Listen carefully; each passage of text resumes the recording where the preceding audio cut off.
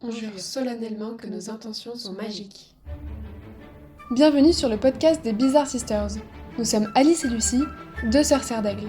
De multiples lectures, visionnages et discussions potteriennes transforment notre vie depuis plus de 20 ans. Nous vous embarquons aujourd'hui dans nos discussions et analyses de la saga, en espérant qu'elle vous aide à vivre des expériences de vie magiques. Alors sortez vos oreilles à rallonge et c'est parti pour ce nouvel épisode. Sonorus. Hello tout le monde et bienvenue dans ce nouvel épisode un peu spécial sur notre retour de voyage aux USA. Voyage très orienté Harry Potter. Évidemment. Quoi d'autre? Comment ça va Alice? Bah ça va super. Et c'est cool de faire ce petit Parfait. épisode, enfin ce petit, je dis petit évidemment, je sais pas du tout la durée, mais Mm. de faire cet épisode, alors du coup pour le contexte ça fait un mois. On y était il y a un mois. Ouais. Et on a eu plein de trucs à gérer, donc du coup, on n'a pas pris le temps de faire l'enregistrement avant avec nos vies. Mais du coup, bah, c'est cool de faire ça maintenant pour pouvoir justement se replonger dedans et pour pouvoir vous partager un petit peu tout ce qui s'est passé, quoi. Ben grave. Mais Lucie, mais qu'est-ce qu'il y a donc en lien avec Harry Potter aux États-Unis? Pourquoi est-ce que tu dis que c'était un voyage Harry Potter? C'était juste un voyage aux États-Unis, non? Ouais, rien de spécial. Bah non, non, il y a tellement de choses Harry Potter qu'on peut faire aux States. Faut être un petit peu plus branché, jeune Alice. Euh, Il y a plein de choses en lien avec Harry Potter aux États-Unis. Alors, à commencer par, du coup, le premier petit trip qu'on s'est fait toutes les deux. On est parti à Orlando et on s'est offert 3 jours au parc Harry Potter. On vous a demandé de nous poser vos questions, si vous en aviez sur notre voyage aux États-Unis. Donc, on a reçu pas mal de questions. Merci pour ça. On va y répondre tout au long de l'épisode. Juste pour expliquer brièvement, on va parler de notre voyage aussi bien à Orlando qu'à New York, de tout ce qu'on a fait en lien avec Harry Potter. Il y a quand même pas mal de petites choses à droite à gauche, c'était très très chouette. Mais peut-être on peut revenir un peu sur la genèse de notre voyage. Alice, est-ce que tu veux nous en parler? Eh bien, remontons au 10 juin 2025. Une autre époque. Une autre époque. Euh, En fait, quand l'annonce a été faite que Tom Felton allait jouer son rôle, le rôle de Drago Malfoy version adulte à Broadway, dans la pièce de théâtre de l'Enfant maudit, Lucie et moi, on s'est tout de suite dit qu'on avait très envie d'y aller et de se retrouver là-bas. Et du coup, le 10 juin 2025 a ouvert la billetterie pour les sessions avec Tom Felton. Et ce, à différentes heures, évidemment, parce que c'est partout dans le monde. C'est-à-dire que c'était 11 heures du matin aux États-Unis, ce qui veut dire 17 heures en France, et ce qui voulait dire 3 heures du matin chez Bibi. Donc Bibi, elle s'est revée. C'est levé à 3 heures du matin pour récupérer les billets. Ouais, en vrai, on avait un peu peur de pas réussir à avoir de place, qu'il y ait beaucoup de demandes. Effectivement, il y a eu beaucoup de demandes, mais on a réussi à avoir des places. Et du coup, Tom Felton jouait du coup de novembre jusqu'à mai, donc novembre 2025 jusqu'à mai 2026. Donc, on a la chance d'avoir des amis qui habitent à New York.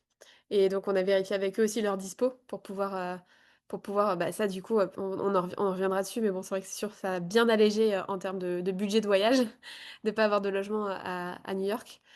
Et du coup, on avait réservé nos billets sans savoir du tout où est-ce qu'on serait dans le monde, quand est-ce que, enfin voilà, qu'est-ce qui se passerait à ce moment-là dans nos vies, etc. Et donc, en fait, on a réservé le billet pour la pièce de théâtre de l'Enfant maudit pour le 2 mars 2026. On a réservé ça en juin 2025, donc à peu près 8 mois en avance, 9 mois, quelque chose comme ça. C'est ça, c'était un beau petit bébé. Beau petit bébé de 9 mois. Oui, sachant que du coup, à les aiser, on sait pas où est-ce qu'on serait dans le monde, parce que bien qu'on soit toutes les deux françaises, on voyage quand même toutes les deux pas mal. Moi, j'étais en Nouvelle-Zélande et je pensais y partir en novembre, ne En plus être partir. là-bas. Et donc, merci, je sais, pareil, français. Toujours. On a toujours le même problème à travers les épisodes. Euh, mais voilà, je pensais en partir, Oui. c'est ça? Oui. On va y arriver. Enfin, en fin d'année, quoi. Donc, je savais pas trop où je serais. Et Alice, qui voyage quand même pas mal aussi à droite à gauche, ne savait pas trop où est-ce qu'elle serait à ce moment-là. Donc, on s'est dit, au moins, on se retrouvera en mars à New York, peu importe. ce qui se passera, on verra bien. Et bah, on s'est retrouvés à New York en mars. On s'est retrouvés à Orlando, On s'est d'abord, retrouvés à Orlando. finalement. Mais alors pourquoi Orlando, Lucie? Qu'est-ce qu'il y a de... Il y a rien avec Harry Potter là-bas? Non, il y a rien du tout. Il faut savoir qu'à Orlando, il y a des parcs, il y a plein de parcs. Hem, L'attraction, il y a pas les parcs naturels. oui, non, enfin, il y en a sans doute aussi, mais ça nous intéressait peu. Il y a donc 4 parcs un peu, les uns sur les autres, 4 parcs d'attractions et en fait, ça mélange plusieurs univers, chacun des parcs. Et bien sûr, sur, 4 parcs, bah, il y en a 3 où il y a des choses en lien avec Harry Potter, histoire de nous faire payer Alors, un petit peu partout. surtout, attends, parce que tu parles de parc, mais qu'on resitue. Effectivement, on a décidé d'aller à Orlando voir les lands d'Harry Potter qui ont été faits en format parc d'attraction dans les parcs Universal. C'est pas des parcs Disney, c'est pas autre. C'est du coup, la franchise, enfin la franchise, je sais même pas si on dit ça. En tout cas, les parcs de Universal Studios, où effectivement, il y a 3 parcs. Il y en a un troisième qui a ouvert en 2025. Et du coup, comme le dit Lucie, il y a un land Harry Potter dans chacun, puisque du coup, c'est des parcs avec des lands thématiques. Et donc, il y a plein de thématiques différentes, que ça aille de Jurassic Park jusqu'à Fast and Furious et Dragon, en passant par Dragon, quoi. Mais voilà, du coup, effectivement, il y a un land Harry Potter dans chacun des trois. Du coup, on va vraiment parler juste des 3 parcs, en lien avec Harry Potter, les 3 parcs qu'on a fait. Il y en a 2 qui sont proches l'un de l'autre, c'est un peu la même entrée. C'est, celui de Universal Orlando et Islands of Adventure. On y reviendra après.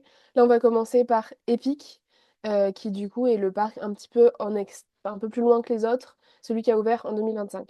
Ouais, Epic Universe, du coup. Ouais. Donc ça, c'est le tout nouveau Hem, parc de Universal. mmh, Avec donc 4 landes thématiques plus un land principal central. Donc juste pour partager, il y a les univers, donc il y a le land central, ça s'appelle le Celestial Land, je crois, qui est vraiment tourné autour de des étoiles, mais c'est assez neutre finalement comme thématique, je trouve. Et puis ensuite les 4 lands, donc il y a un land qui s'appelle le Dark Universe, qui est très en lien avec tout ce qui tourne autour des maisons hantées, de Frankenstein, des trucs d'horreur et compagnie. qu'on Il y n'a a pas du tout mis un pied dedans. Non, on n'a pas mis de pied dedans, ça nous intéressait pas. Enfin, nous, on y allait de toute manière tout vraiment pour les trucs Harry Potter, même si on a mis un ou deux orteils ailleurs à certains endroits. Il y a un land autour de l'univers de Dragon, Où on a mis un orteil. on a mis un orteil, mais on n'avait pas vu non plus les dessins animés films. Si, moi j'avais vu le premier il y a très longtemps. Ok, ouais, bon, non. Et du coup, il y a un land qui s'appelle Nintendo World. Nintendo. Donc vraiment tout ce qui tourne autour de Nintendo. Et du coup, le dernier, celui qui nous intéresse, c'est le land Harry Potter, dans lequel on retrouve 2 choses. À la fois, on retrouve tout l'univers français qu'on voit dans les Animaux Fantastiques 2, donc de la place cachée, donc c'est l'équivalent du chemin de traverse, mais version sorcier, qui se trouve derrière la porte Version Saint-Denis. sorcier français. Ouais.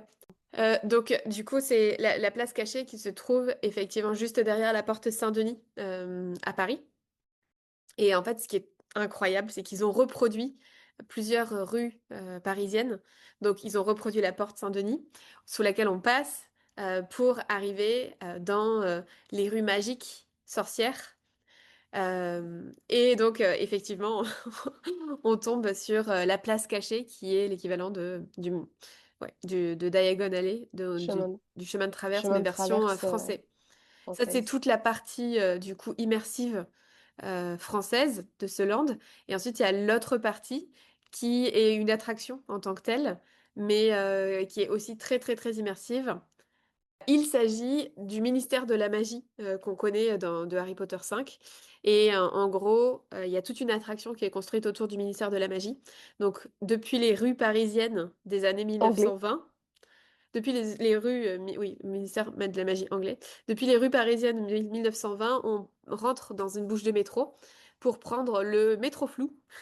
Donc en gros, la poudre de cheminette via le métro.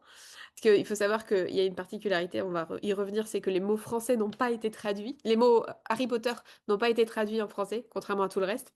Et donc on prend le métro flou, qui est donc la poudre de cheminette du métro, pour arriver au ministère de la magie anglais, dans lequel en fait il y a la file d'attente de l'attraction. Et donc on arrive dans l'atrium du ministère qui a été entièrement reconstitué, à taille réelle, qui est vraiment, vraiment impressionnant. Et puis ensuite, on se balade à travers les couleurs du ministère, de plein, plein, plein de choses pour aller jusqu'à l'attraction. Et donc, c'est vrai que c'est assez détonnant puisque on passe de la France de 1925 au Royaume-Uni de 2000, 1998, quoi. Puisque l'attraction, c'est le procès de Dolores Umbridge après la chute de Voldemort. Voilà pour situer un petit peu juste la géographie et l'explication de ce que c'est que ce land. Et donc, on va vraiment se concentrer sur le land Harry Potter. Ouais. Déjà, il faut dire qu'on avait une très belle journée, un très très beau temps ce jour-là. On a eu beaucoup de chance, mais on s'est enfermé du coup pendant plusieurs heures dans la queue infernale du ministère de la Magie. Faut savoir que le parc ouvre à 9 heures. On est arrivé à 9h20. Il y avait déjà, on dit dans la vidéo qu'on a prise, je sais plus, je crois qu'il y avait déjà 150 minutes de queue, quelque chose comme ça, presque 2 heures. Un truc de fou.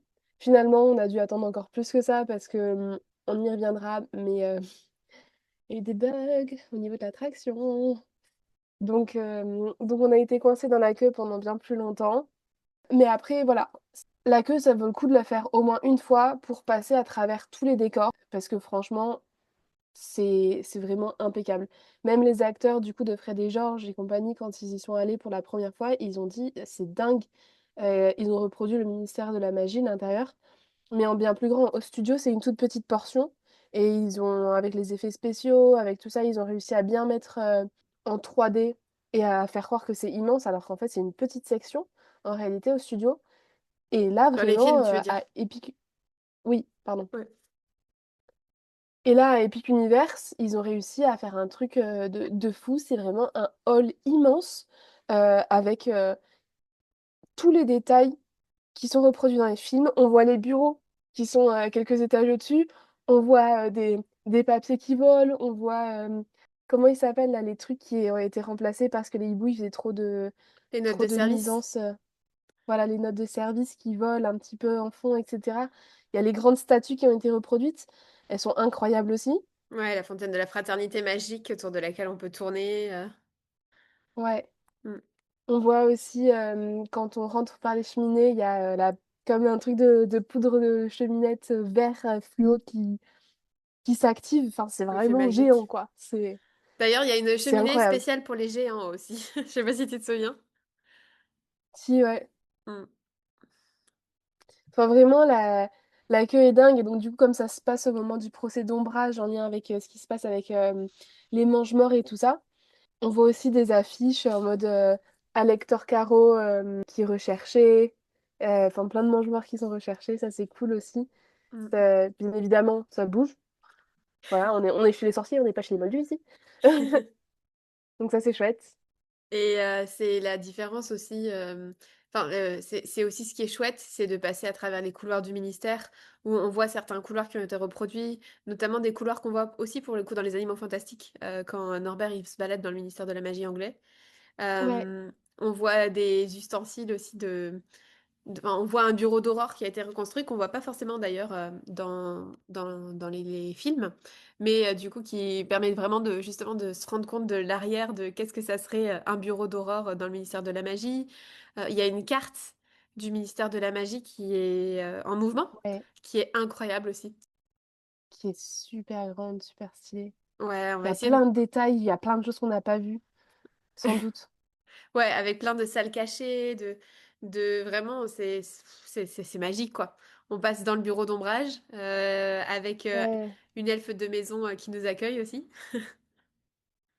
ouais. Il y a aussi une salle où on voit les portraits ou les statues des différents directeurs, non, pardon, ministres de la magie. Donc on voit notamment Ulick Gamp, dont on parle dans l'un de nos épisodes. Ça nous a fait bien rire. On voit aussi, par exemple, l'objet, je sais pas comment on peut appeler ça, qu'on voit dans les animaux fantastiques, qui permet de balayer, ramasser, etc. Oui, l'espèce C'est une sorte de d'aspirateur petit magique. aspirateur. Ouais, aspirateur magique un peu chelou, mais super stylé aussi. Mm. Et Ouais, quoi évidemment, aussi? l'attraction en tant que telle. Donc la bataille du ministère, Battle of the Ministry en anglais, et du coup qui est une attraction 4D. Donc c'est une cabine qui bouge, et donc il y a beaucoup de choses qui sont faites avec de l'IA dans cette attraction. Ce qui est génial d'un côté parce que ils ont réussi à reprendre justement les personnages de Harry, Ron, Hermione, Ombrage, même Kingsley, Béatrix. de Bellatrix, de au moment de la fin de Harry Potter 7 en film, donc de leur apparence physique aux acteurs en 2010. Ils ont réussi à recréer comme la suite finalement de ce qui se passe peu après la bataille de Poudlard, donc l'année suivante quoi, Mm. avec leur corps de l'époque quoi, et pas aujourd'hui en 2025. Donc ça c'est vrai que c'est chouette parce que ça donne vraiment un potentiel de dingue de ce qui peut être fait avec l'IA en termes d'animation et de cinématographie. Et du coup, eux, c'est clair que c'est hyper intéressant dans le cadre du parc de développer tout ça.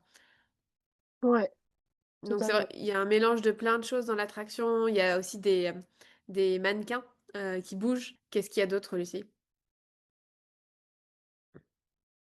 Nous, on bouge beaucoup dans l'attraction. Oui, et pour le coup, l'attraction est quand Mm. même très bien faite. Il y a effectivement beaucoup d'IA qui, moi, la première fois, m'a un peu dérangée parce que je m'attendais pas forcément à ça. Mais ça reste quand même une très bonne attraction. Ce qui est chouette aussi, c'est qu'il n'y a pas que de l'IA, il y a un ou deux moments. Je pense notamment vers la fin où il y a une salle Ouais. du temps qu'on voit, avec plein de retourneurs de temps qui est en lien, enfin, qui est faite par l'IA. Mais il y a un moment où on voit des grandes horloges un peu bouger, comme un peu la grande horloge qu'on peut voir dans les films Harry Potter. C'est pas exactement la même chose, mais c'est un peu la même structure d'un mécanisme horloger qui tourne. Et ça, pour le coup, c'est des vrais accessoires, des vrais props. C'est pas de l'IA, et donc du coup, c'est stylé de voir quand même quelque chose qui est physique en face de toi, qui est pas juste de l'IA. Et ça, pour le coup, on l'a vu. Pareil, le mange-mort en statue qui bouge et qui va te lancer des sorts dessus. Il y en a plusieurs comme ça. Ouais. Et ça, pour le coup, c'est cool. Parce que c'est vrai que l'attraction est bien, mais il y a plein de problèmes. Ouais. On vous a dit au début, quand on a essayé d'y aller, je pense, je me rappelle pas combien de temps on est resté bloqué, mais je pense qu'on est resté bloqué plus d'une heure, voire une bonne heure et demie, dans la queue, à ne pas bouger, parce qu'il y avait un problème technique, et qu'ils disaient que il y a un problème technique, qu'ils savent pas quand est-ce qu'ils vont pouvoir le résoudre, qu'en attendant, bah voilà, faut juste attendre. Ouais, et ça c'est un truc, c'est récurrent parce qu'apparemment c'était pas que nous, enfin, il y a pas mal de personnes qui y sont allées, qui disent que régulièrement il y a des problèmes sur les attractions, pas que celle-là, concrètement sur toutes les attractions qu'on a faites dans le parc, parce du coup il y a que cette attraction-là sur la partie Harry Potter, sur le land Harry Potter, il y a que cette attraction du ministère, mais du Mm. coup on a testé des attractions dans d'autres lands quand même, le land Nintendo et Dragon, et en fait à Dragon. toutes les attractions qu'on a faites, on a eu des Sur toutes problèmes. les attractions. Donc ça s'est arrêté, la file d'attente a été rallongée parce que il y avait un problème sur l'attraction, qui savait pas quand est-ce que ça allait se résoudre. Donc ça c'est vraiment pour moi le gros bémol, le gros point noir en fait du parc. J'espère qu'ils vont réussir à le résoudre parce que c'est quand Mm. même vraiment pénible pour être sympa. Bah ouais, c'est pénible, enfin, parce que du coup, t'attends des heures et finalement, tu pourrais faire d'autres attractions. Ben non, en fait. Justement, ce que Tu je peux trouve pas. bien, c'est que oui, certes, il y a qu'une attraction, donc la bataille du ministère dans le land d'Harry Potter. Bon, ce qui fait que la queue est immense, mais en fait, il y a plein d'animations. Et ça, pour le coup, je trouve ça génial, c'est que quand tu te balades sur la place cachée, donc dans les rues françaises, là, il y a vraiment beaucoup d'animations. Il y a un spectacle, il y a le cirque Arcanus, qu'on voit pareil, dans le film des Animaux Fantastiques, qui est là. Et donc, il y a un show avec les créatures magiques. Lucie, peut-être un petit mot sur le show? Oui, franchement, c'était super sympa. Pareil, je m'attendais pas à grand-chose parce que une petite tente de l'extérieur qui paye pas de mine. Et finalement, en fait, c'est un petit show qui est sympa et où tu vois effectivement plein de créatures magiques. Tu te balades même dans la valise de Newt, de Norbert Dragono. C'est très sympa. Et franchement, ouais, c'est des petites attractions comme ça en fait, qui te plongent dans l'immersion du monde Harry Potter. Et c'est pareil, il y a un moment dans les rues, bah, t'as une bande, enfin une sorte de bandasse qui Mm. fait de la musique et qui fait le French Cancan ou la Marseillaise ou ce genre de choses, entre autres. Il y a Et des musiques d'Harry Potter, enfin des animaux fantastiques aussi qui jouent. ouais. Et c'est bête, mais en fait, ça amène un autre petit truc un peu sympa, joyeux, en lien avec Harry Potter, amusant, tout ça. Hmm. Ouais, carrément. Et puis, pour le coup, ça, on en a un peu moins profité, mais il y a des comédiens aussi qui se baladent. Et du coup, ça, c'est quelque chose dont on a un peu moins profité. Mais il y a des comédiens qui se baladent pour interagir pas mal avec les personnes qui le souhaitent. Et du coup, ça, pour le coup, c'est vrai que c'est dommage, on n'en a pas trop profité. Mais il y a voilà, la vendeuse du magasin de baguettes française qui Oui, s'appelle Cosme Akajor. Il y a un Aurore français aussi qui se balade dans les rues. Enfin voilà, les musiciens aussi sont assez abordables. Enfin voilà, il y a pas, il y a des élèves de différentes écoles. Donc c'est vraiment très vivant et je trouve que pour le coup, ce qui a vraiment été réussi, c'est le côté immersion de tout ce qui se ouais, passe finalement à travers même. Alors en tant que Français, ce land, il est juste incroyable. Pour j'allais y moi, venir aussi. c'est vraiment ce que j'ai adoré. C'est que tout partout où on regarde, bah du coup, c'est tout en français.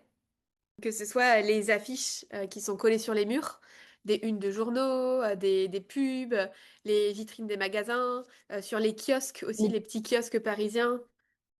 Ouais, et même les panneaux de direction quand on est dans le ministère de la magie, même si c'est un ministère anglais, il y a quand même des panneaux en français avec les différentes directions, avec Ah, attends, attention. ça c'est dans la file d'attente pour le ministère, Oui, pas dans le oui, ministère, mais oui, quand on est encore dans la partie métro français, effectivement. ouais. Avec justement ouais, les affiches pour le métro, etc. Avec des informations, ne pas utiliser tapis volant à l'intérieur du métro flou, ce genre de choses. Et c'est vrai que c'est quand même incroyable d'être français là-dedans parce que tu comprends toutes les affiches, il y a plein de choses qui sont super amusantes, tu comprends tous les magasins. T'as un magasin d'opticien, t'as des petites blagues qui sont faites, etc. Avec des jeux de mots aussi, avec des... Enfin, il y a beaucoup de choses qui sont très riches dans les affiches, en fait, Ouais, d'aller juste prendre le temps, d'aller les lire, d'aller regarder ce qui est partagé et tout, c'est vraiment hyper intéressant. le seul truc qu'on a remarqué et qui nous a fait rire, c'est qu'en fait, ils ont fait un super boulot, voilà, de traduction français. Il y a un problème, c'est que tous les mots genre Muggle, genre tous les concepts en lien avec Harry Potter, Harry mais les Potter. concepts en anglais, ils n'ont pas été traduits en français. Ouais, C'est-à-dire que par exemple, il y a une affiche en lien avec les Vélanes. Il est dit Cancan, la belle Vélane. Mais en fait, au lieu d'écrire Vélane, ils ont laissé le mot en anglais. La belle villa. voilà. Ou bien ce sorcier qui s'est pas très bien entendu avec les muggles, au lieu de Ouais, mettre avec voilà. les moldus. Ou C'est plein de bien, petits. justement, dans le métro, l'affiche du brosse dur, ils ont laissé le mot clean sweep au lieu de brosse dur. Ou bien, la maison qui vend les portes au loin, c'est la maison des porte-qui. Donc, on s'est Ouais, amusé à aller recenser et découvrir toutes les petites erreurs qu'ils ont faites, quoi. c'était assez marrant du coup d'effectivement se rendre compte qu'ils ont fait un super job, mais ils étaient vraiment à ça. Ils étaient à ça d'être parfaits.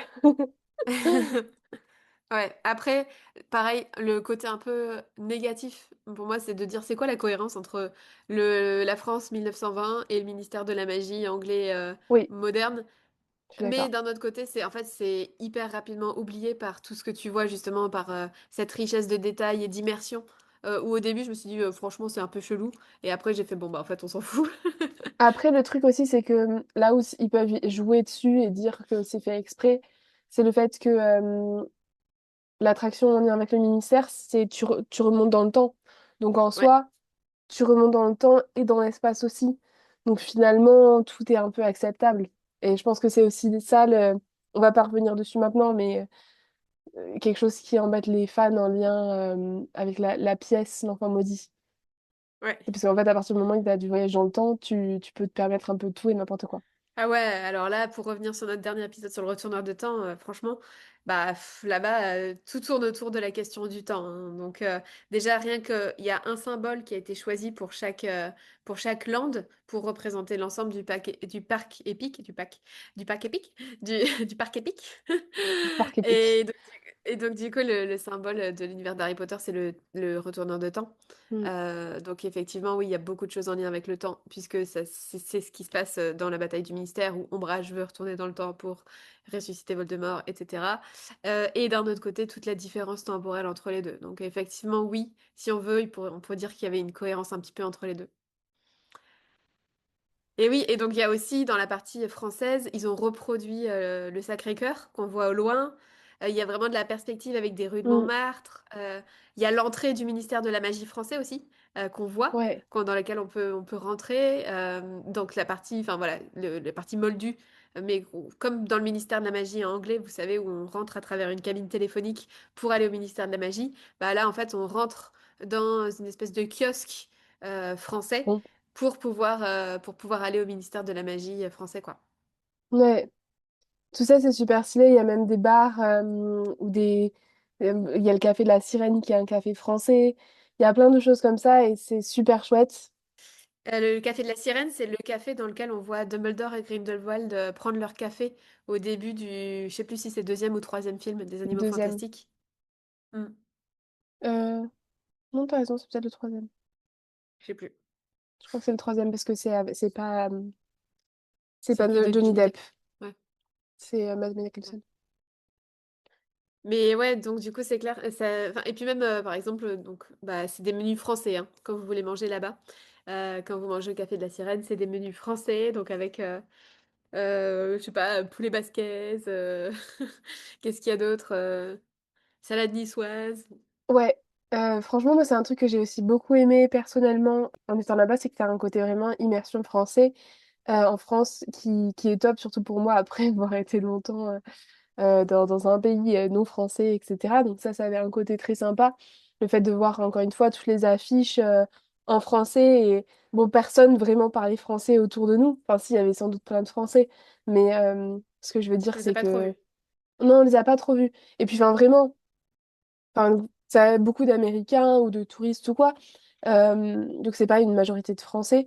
Mais cette immersion et le côté de vraiment de dire mais je comprends tout et enfin genre en vrai ça faisait un peu de la peine aussi pour les autres de me dire bah ils viennent là mais finalement ils comprennent pas les les affiches, les blagues, les trucs. Et d'un autre côté, j'allais dire dans le land, justement, on va y revenir après, mais sur le chemin de traverse, toutes les affiches en anglais, pour des personnes qui sont étrangères, ça te demande Oui, plus de réflexion pour pouvoir le comprendre, tu vois.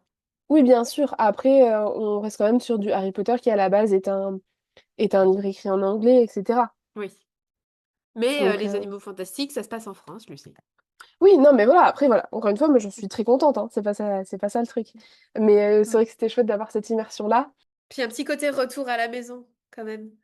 Le, Ouais. le côté retour à la maison, enfin, c'est vrai que pour le coup, moi, je suis pas une grande fan de Paris en termes de ville. Et Mm. en fait, ça m'a réconciliée, je pense, avec Paris. C'était beaucoup plus propre que Paris. Ouais. Ah oui, alors c'est ça, c'est des rues parisiennes de 1920 et propres. Très agréable. Mais ouais, ça m'a réconciliée, en fait, avec bah, les terrasses parisiennes, avec les petites rues parisiennes, etc.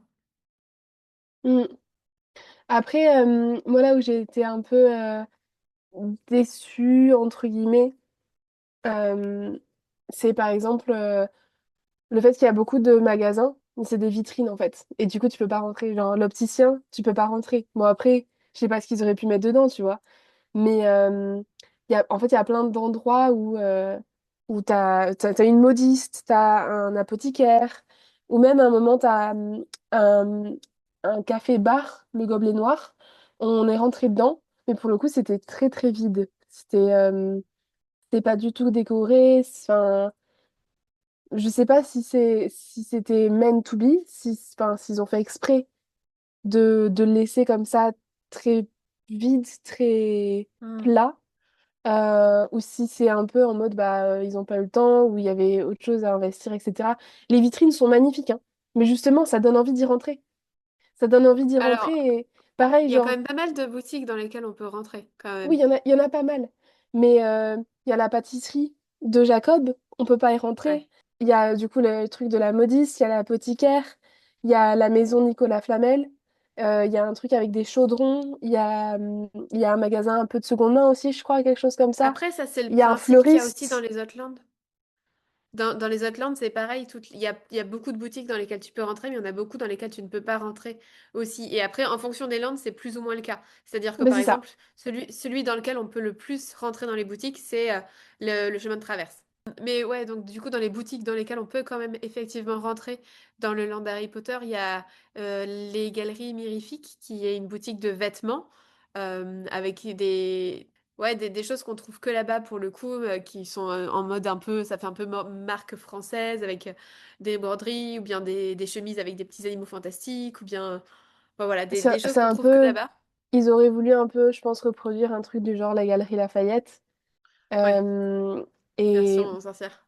pour le coup, là où on était toutes les deux un petit peu dégoûtées, c'est qu'on a vu du très bon merch là-bas, des vêtements qu'on a trouvé stylés. Et on se dit, bah, de toute façon, on a 3 jours, on a 3 parts, on va les retrouver. On va pas dépenser tout notre argent maintenant. Et finalement, c'est des choses qu'il y avait que à Epic. Et comme il est un peu plus loin que les autres et que c'est le premier jour où on y est allé, bah, on n'y est pas retourné pour l'acheter. Là, on était un peu deg. Moi, il y avait une veste en jean que j'aurais bien aimé. Ouais, pareil. Après, là, pareil, pour moi, c'est un gros point négatif, entre guillemets. C'est que je trouve que tout ce qui est vendu là-bas est très cher et ça fait vraiment grosse machine d'Afrique. Ouais. J'ai regardé un peu les prix, j'ai pas vu grand-chose. Il y a peu de souvenirs qui sont à moins de 10 dollars, sauf si Mm. jamais t'achètes une sucette dans le magasin de bonbons Harry Potter. Ça, pour le coup, ils ont fait un magasin de bonbons dans les trois landes, hein. Il y a Oui. Honedux à Préolard, mais du coup, dans le land français, il y a un magasin de bonbons qui s'appelle Caramel. Il y a dans le land français, il y a aussi la boutique de baguettes magiques, donc Cosme à Cajor. Dis-moi si j'en oublie, Lucie, il y a deux endroits pour... Non, il y a deux endroits pour boire un verre, donc au Gobelet Noir, qui fait un peu vieille taverne, taverne française, quoi. Et puis le bar Moonshine, qui fait plus... Moonshine. ouais, qui fait plus comptoir, un peu style art déco, tout ça. Et puis, du coup, il y a le Le café Café de de la la Sirène Sirène. en tant que tel où on peut manger. Et je crois que Et c'est tout pour après, les boutiques. dans chacun des landes, t'as une sorte de petit butterbeer, donc bière au beurre, une sorte de petit chariot Ouais, qui est là. Et en fait, ils se servent du coup de la bière au beurre ou... Non, je crois que c'est que de la bière au beurre d'ailleurs qu'ils te servent. Euh, mais sinon, ouais, c'est les seuls un peu restaurants que t'as, enfin, restaurants, trucs à boire ou à manger dans Epic. ouais. Ouais, c'est déjà pas mal. Après, enfin Ouais, moi je trouve que ça, en fait, pour le coup, une des questions qu'on nous a posées, c'est combien de jours il faut sur Universal et Epic pour faire tout Harry Potter. Euh, Moi, je pense que j'aurais aimé passer plus de temps à me balader. Enfin, vraiment, j'aurais pu y passer trois jours, juste à prendre le temps d'aller regarder tous les détails cachés, etc. Parce qu'il y a vraiment beaucoup, beaucoup de choses. Et j'ai vraiment pris l'impression qu'on a pris le temps. Mais je pense que j'aurais pu y passer encore plus de temps en tant que grande fan, quoi. oui, après c'est ça, ça dépend aussi du niveau de fanitude. C'est-à-dire que nous, on est vraiment des grosses tarées. Euh, non, mais enfin, c'est vrai, il faut l'avouer.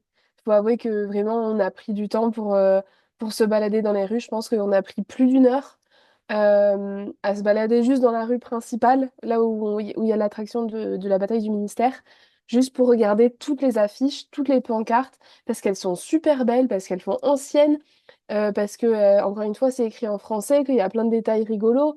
Enfin, voilà, il y a plein de choses Mm. à voir. Après, il y a aussi l'histoire de la bataille du ministère. Il y a une très longue queue d'attente et que du coup, ça nous a bouffé pas mal d'heures.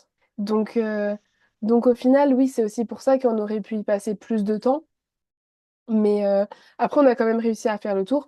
Il y a aussi le truc de, bah voilà, nous, on y allait principalement pour Harry Potter, encore une fois, pour chacun des landes. Mais on s'était dit, ce serait cool de faire une petite tête dans les autres. Donc, on a quand même pris, je pense, entre 1 et 2 heures, peut-être 2 heures, pour faire autre chose.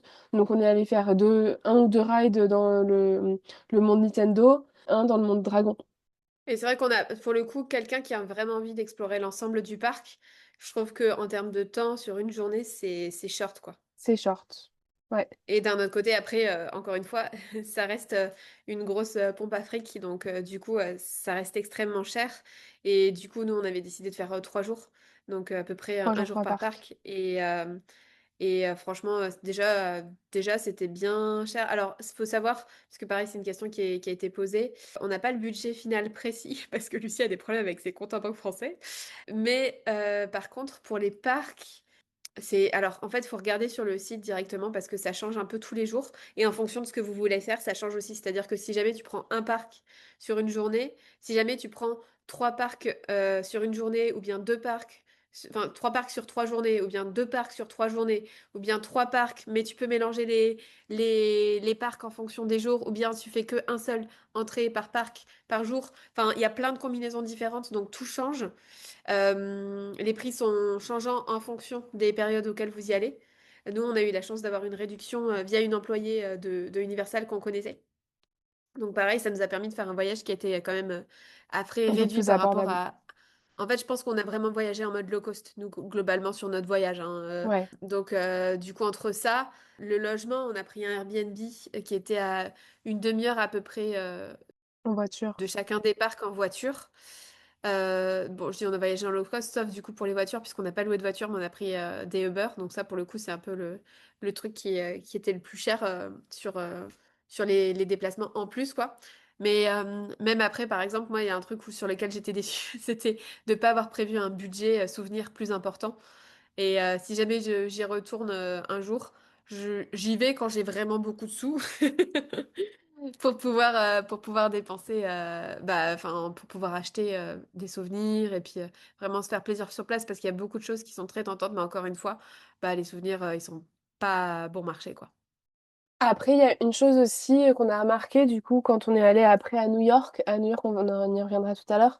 Il y a le plus grand magasin Harry Potter du monde. Et en fait, il y a des choses qu'on a vues qui étaient moins chères dans le magasin Harry Potter, qui étaient plus chères au studio. Voilà, je me suis fait avoir, je suis Au parc. dégoûtée.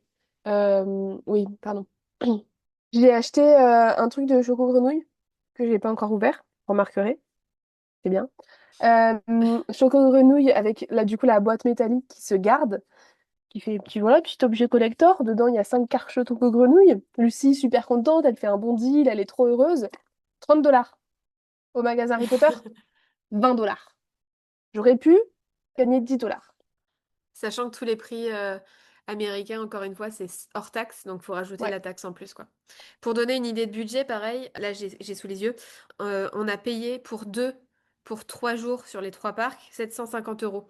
Donc ça fait à peu près 375 euros, enfin ça fait 375 euros par personne, sachant que on a eu des billets à tarif réduit. Et c'était pour cette période-là, quoi. Donc après, à voir, en fonction des périodes, à mon avis, l'été, ça doit être plus cher. Je pense que dans les périodes creuses, là, ça restait une période quand même où il y avait, je pense, des vacances ou comme ça.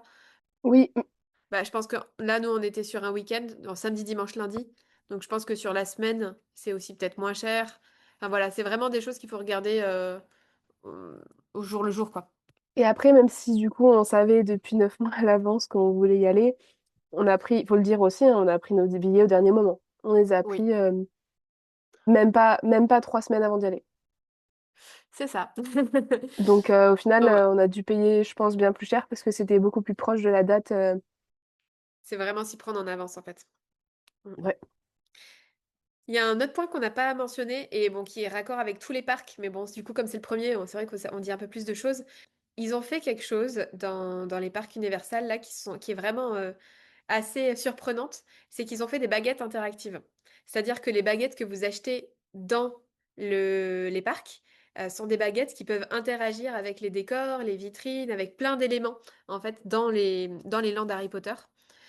Et donc nous, on n'a pas acheté de baguettes, mais par contre, je trouve que ça rajoute quelque chose encore à l'immersion de voir beaucoup de personnes avec des baguettes qui font des sortilèges, etc. Et en fait, concrètement, il y a des petits macarons au sol qui montrent un mouvement de baguette et qui donnent le nom du sort. Et donc, par exemple, admettons, il y a un petit macaron avec écrit Alohomora qui est devant une vitrine. Et en fait, si vous pointez la baguette en faisant le geste qui est proposé sur le macaron en disant Alohomora sur la vitrine, bah, la malle qui est dans la vitrine va s'ouvrir, par exemple. Voilà, et plein de sortilèges comme ça, un peu partout dans chacun des trois landes d'Harry Potter, qui font que ça crée encore plus de magie et encore plus d'interaction de voir plein de personnes avec des baguettes magiques qui pratiquent de la magie, ou d'un seul coup, ils vont lancer un sortilège sur la fontaine qui va faire que la fontaine va cracher de l'eau, ou bien lancer un sortilège sur une figurine, sur une statue dans une boutique, et la statue va s'effondrer quand on dit bombarda, par exemple, ce genre de choses. Enfin voilà, c'est vraiment, je trouve que ça rajoute de l'immersion et c'est très sympa, même sans avoir pris de baguette magique, parce qu'elles étaient quand même, je crois, à peut-être 80 $ la baguette, ce qui fait presque le double. Ouais, c'était entre 75 et 95 $ je crois, les baguettes. 90. Ouais, Ouais. en fonction si c'était une baguette de personnage ou une baguette non nominative, quoi. Enfin, non, enfin voilà, une baguette plus neutre. Et pour le coup, ça fait vraiment le double par rapport aux baguettes classiques qui sont vendues pour les personnages, quoi. Donc, nous, on les a pas prises, mais j'ai bien aimé l'immersion de voir ça. Au-delà de l'immersion, je pense que c'est quelque chose aussi, si jamais vous prenez une baguette, déjà ça a l'air super chouette, et ça marche dans les trois parcs. Donc vous pouvez faire la Ouais, baguette, vous la prenez le premier jour et vous le faites sur chacun des parcs. Et en fait, du coup, c'est bien d'avoir plus de temps aussi, parce que du coup, tu t'arrêtes devant les endroits et tu fais le truc. Nous, on s'est pas arrêté partout, parce que comme on n'avait pas la baguette, c'est quand il y avait quelqu'un qui était à côté et qui se faisait le sort, bah on était curieuse, on était à côté, on regardait pour voir ce qui se passait, ce que ça ouvrait dans la vitrine, ou quand ça lançait par exemple un jet d'eau dans une fontaine ou quoi. Donc ça, c'était super amusant. Mais encore une fois, n'ayant pas la baguette, on n'a pas pris le temps de s'arrêter à chaque endroit pour découvrir, pour voir comment ça se passait, etc. Alors que si on avait eu la baguette, je pense que franchement, il nous aurait fallu minimum une journée de plus pour pouvoir tout bien voir, quoi. ouais. Voilà. Donc, du coup, pour répondre aux questions déjà même si on n'a parlé que d'un parc pour l'instant, mais combien de jours il faut sur Universal et Epic pour faire tout Harry Potter et à combien ça revient? Déjà, on peut pas répondre à cette question parce que ça va vraiment dépendre de comment est-ce que vous avez envie de voyager. Mm. Nous, ce qu'on peut vous dire, c'est que on a fait 3 jours pour les trois parcs, qu'on avait pris les billets interchangeables de jour. Pour la raison que dans les deux parcs qui vont suivre, donc il y a... Bon, on va en reparler. Ça sera plus simple si on en reparle après, en fait. Donc, on avait pris les billets interchangeables entre les jours. Et à combien ça revient? Bah, nous, on vous a donné, juste pour les billets, du coup, ce que ça donne pour nous. On n'a pas encore le budget total du voyage. Parce que du coup, ça comprend aussi tout ce qu'on a fait sur notre semaine à New York. Au total, on a fait 2 semaines de voyage aux États-Unis, donc 3 jours Mm. à Orlando et ensuite le reste, donc une semaine et demie à New York, sans logement à New York. Donc Ah, c'est un budget qui est approximatif, mais je pense qu'on va arriver autour de à peu près 2000 $, 2000 dollars au total, sans et ça comprend pas les billets d'avion. ça comprend pas les billets d'avion, ça Parce comprend que pas le billet ça de la dépend pièce d'où de est-ce que théâtre vous non plus. venez. Et sachant aussi que du coup, comme disait Alice, nous on a pris un Airbnb un peu éloigné. Donc là, le budget comprend les trajets Uber. Mais en soi, on s'était posé la question au début de si on prenait l'hôtel du parc pour du coup être là. Parce que quand tu prends l'hôtel du parc, tu as accès au parc un peu avant. Je crois que c'est 1 heure avant. Ouais. Quelque chose comme ça. Après, du coup, les prix de l'hôtel sont chers.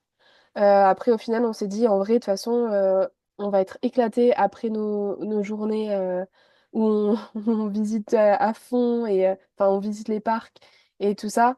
Puis on bouge beaucoup et puis c'était vraiment juste, on arrivait juste aux États-Unis, quoi. Donc on avait tous les deux un gros décalage Ouais, horaire. on est arrivé le 20 et le 21, on était dans les parcs. On était bien éclatés et on s'est dit, en vrai, de toute façon, on va juste dormir quand on sera arrivé dans notre logement. Donc autant prendre quelque chose de pas cher et tant pis, c'est pas de la bonne qualité, entre guillemets, quoi. Mm, C'était un peu notre mood. ouais. Attends, je veux revenir sur la question du budget parce que du coup j'ai dit comme ça 2000 $, sachant que en gros ce que ça comprend pour juste pour clarification, ce que ça comprend pas, ça ne comprend pas nos billets d'avion, ça ne comprend pas la pièce de théâtre. La pièce de théâtre, tu te souviens à peu près combien c'était? Je crois qu'on a pareil, il y a des billets vraiment différents en fonction de où est-ce que vous voulez vous asseoir.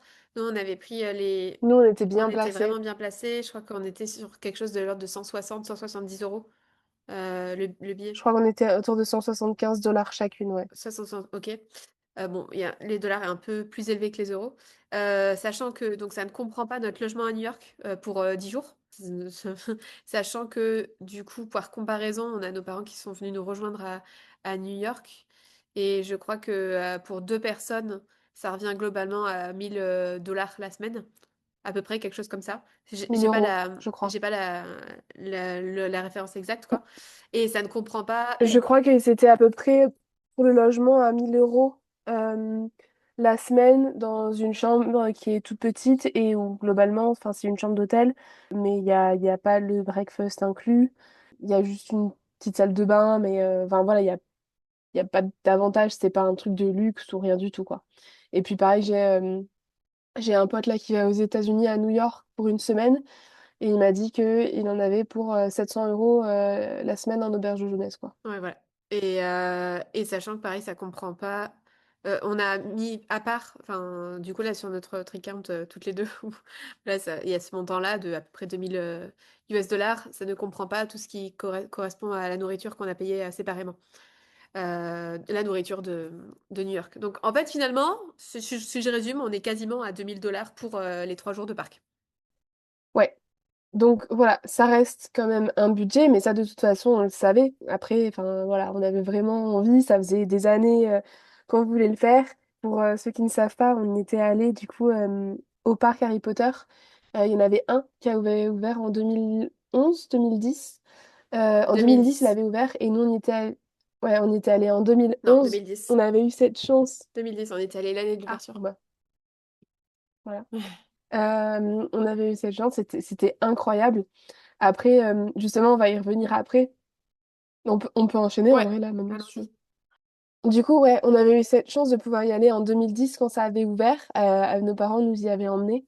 Et pour le coup, c'était il y a 15 ans. Et franchement, moi j'ai trouvé ce parc incroyable. Enfin, vraiment, les trois parcs étaient géniaux.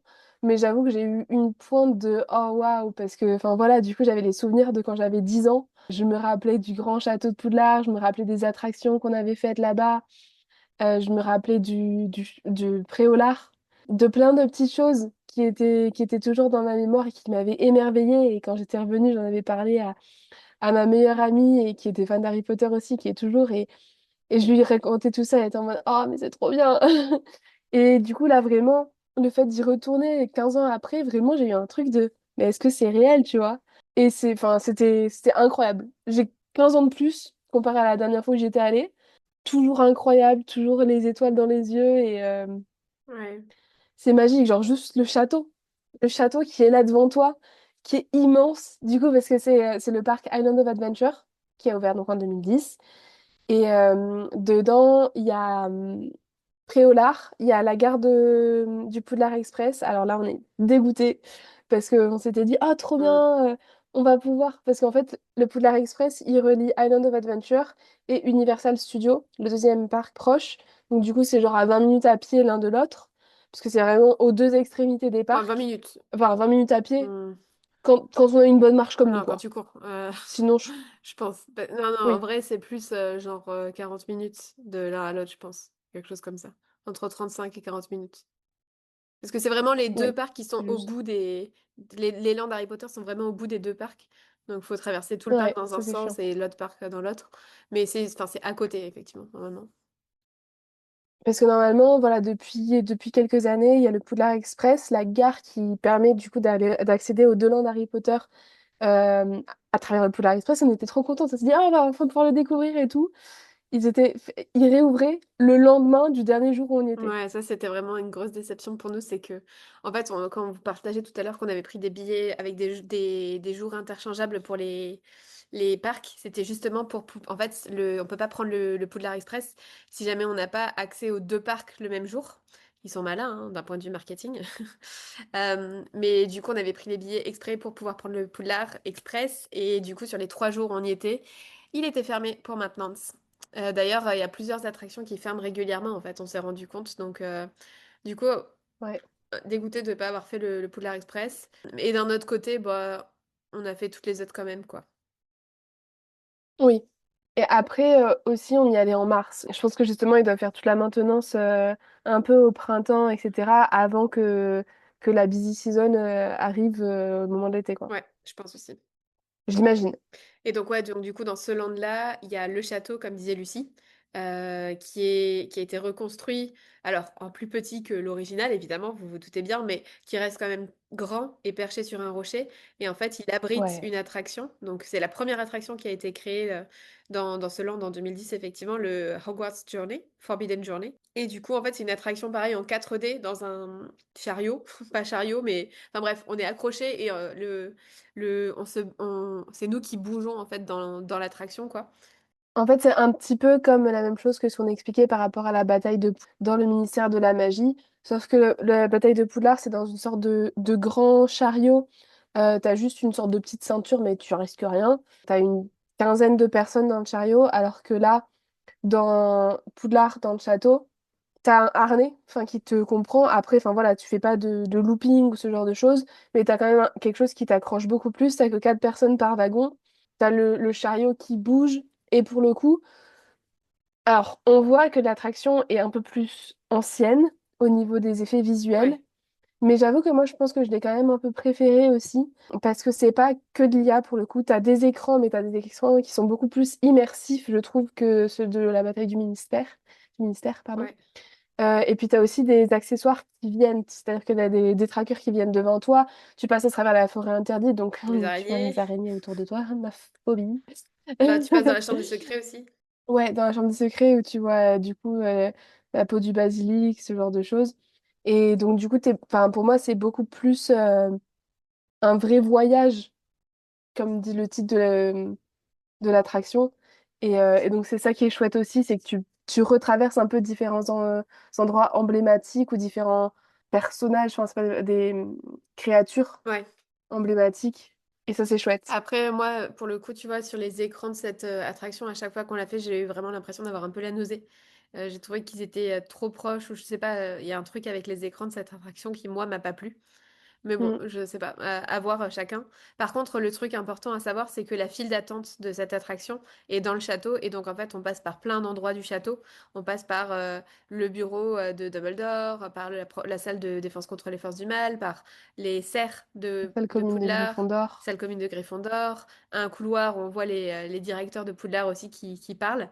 Donc là, pour le coup, plein de c'est un peu portraits. comme au ministère de la magie, c'est une queue qui est très immersive et qui est vraiment une attraction en tant que telle, en fait. Et ça, pour le coup, c'est bien joué aussi d'avoir créé ça parce que comme les files d'attente, bon alors celle-là, nous on a eu de la chance, elle était jamais très longue, mais les files d'attente peuvent quand même être Mm, longues et donc du coup, ça permet de pas s'ennuyer finalement et d'avoir des choses à faire et de prendre le temps d'observer vraiment les détails à dans voir. les queues, quoi.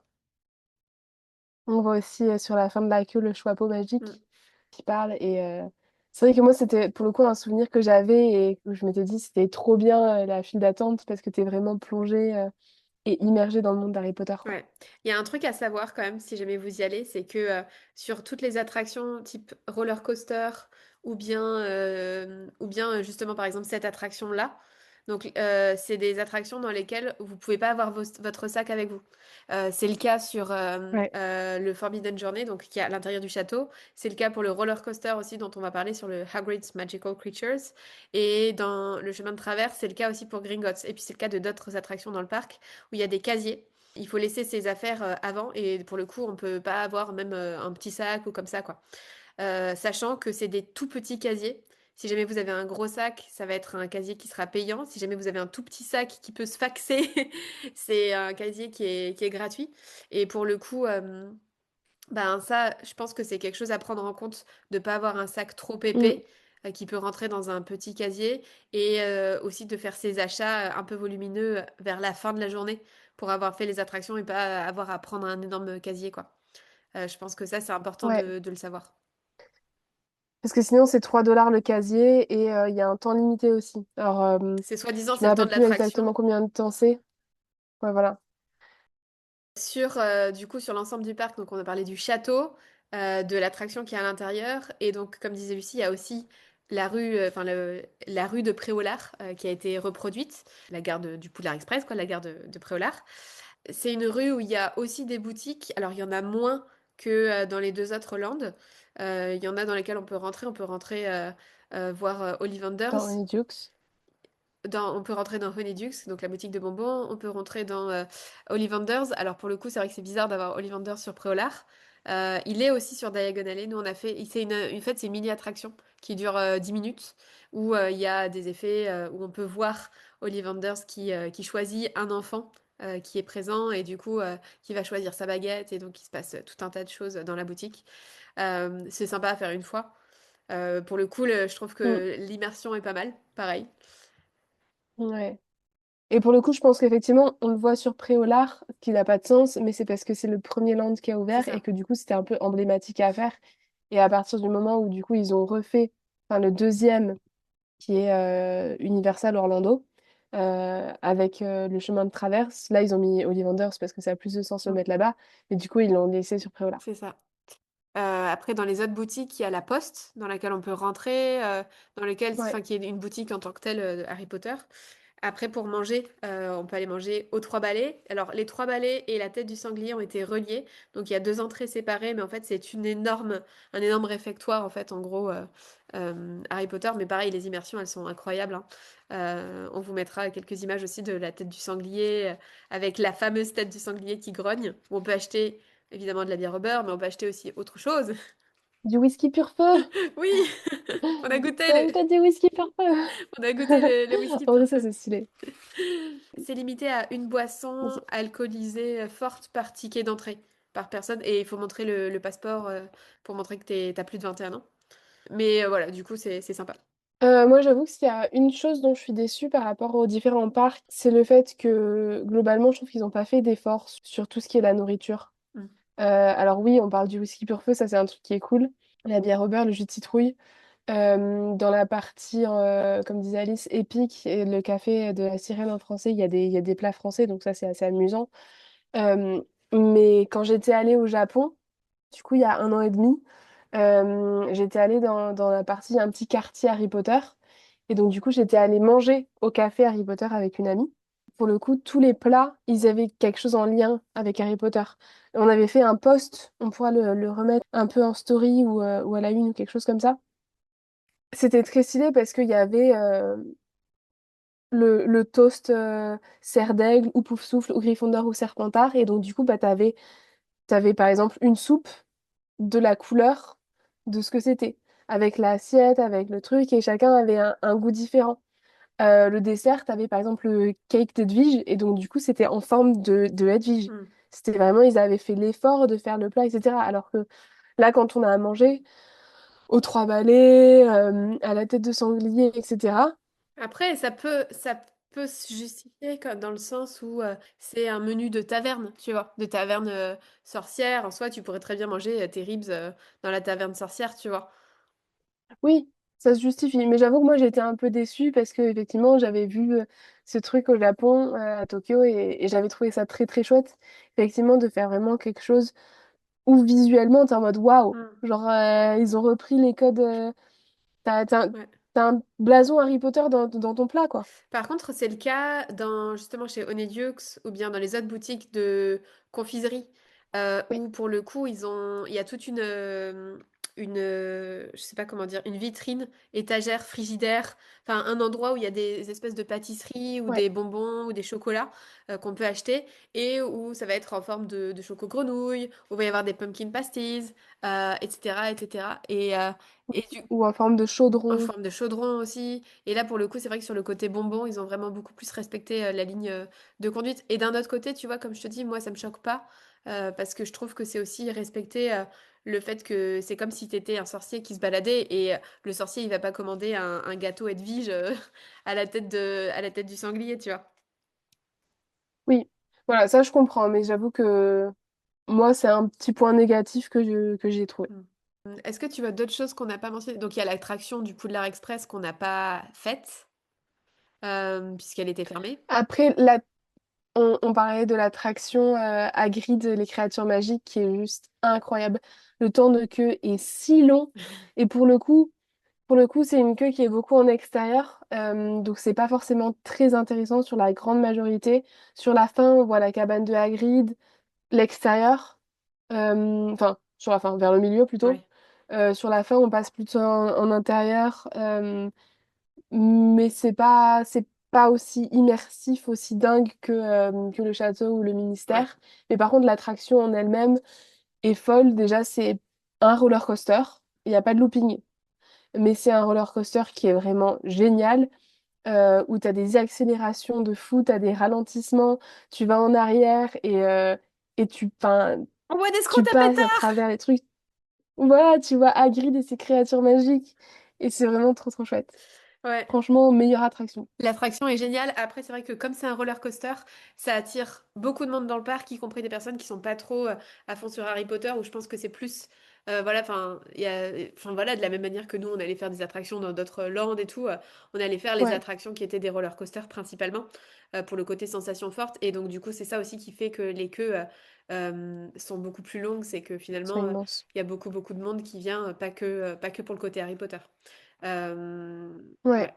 Mais c'est vrai que l'attraction en tant que telle, ils ont vraiment fait en sorte de mettre plein de créatures magiques. On entend Hagrid qui nous parle, pareil, c'est vraiment la voix d'Hagrid. Donc ça, bah merci Lia aussi, pareil, de pouvoir faire des choses comme ça, où mm, on a vraiment l'impression de le faire avec lui. Ce qu'il faut savoir, c'est que dans la plupart des attractions, il y a des files single riders. Donc pour pouvoir y aller tout seul, pour monter sur l'attraction tout seul, sans... Enfin, en gros, au lieu d'être, par exemple, si jamais vous êtes à 4 ben, dans la bataille du ministère, dans l'attraction, enfin, quand vous faites la queue principale, vous allez arriver, vous allez dire que vous êtes 4 et ils vont vous mettre dans la même cabine wagon, dans le même wagon.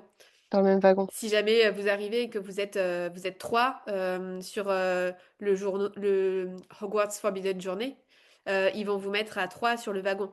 Et en fait, il y a une file single riders, donc où tu peux y aller et tu vas être mis tout seul. Et c'est pour combler les wagons, en fait, pour faire en sorte qu'il n'y ait pas des places qui restent pour rien. Donc si jamais ils ont mis 3 personnes et qu'il reste une place, ils vont mettre un single riders, etc.